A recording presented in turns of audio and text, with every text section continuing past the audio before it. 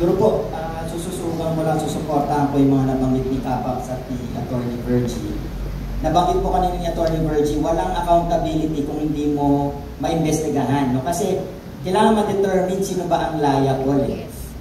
Ito po ang tricky pag nagsisik tayo ng corporate accountability. No? Sasabihin, ang may-ari po ng MT ay Shogun Shipping. Pero hindi ko po makita sino may-ari ng Shogun Shipping.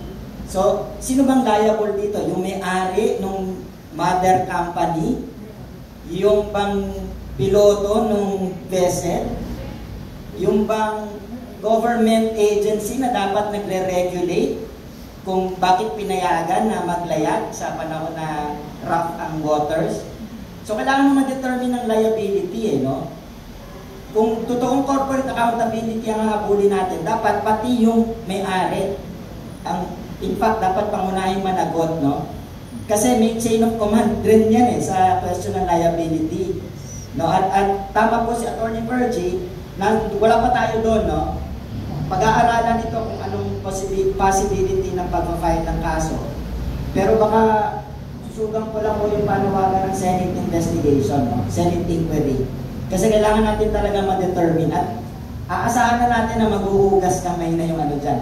Hindi kami yan, yung kasi pinasok niya, ginawa niya kasi ganyan o anong nangyari.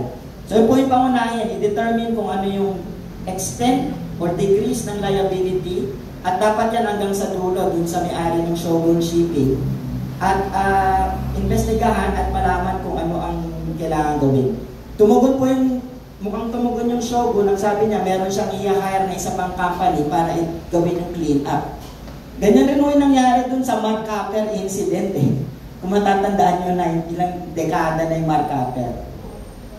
Hindi ko nila pwedeng gawin nila yung immediate clean up, pero yung extent ng damage, yung deeper impact, long-term impact, hindi nila sasagutin yun At yun yung kailangan, pag pinag-usapan ng accountability, dapat hanggang doon sa dulo yun na hindi lang yung pag nalinis nila, naalis na nila yung oil, tapos na yung trabaho. Paano yung naging long-term impact nito sa kalusugan, sa kabuhayan ng mga komunidad? Ayun,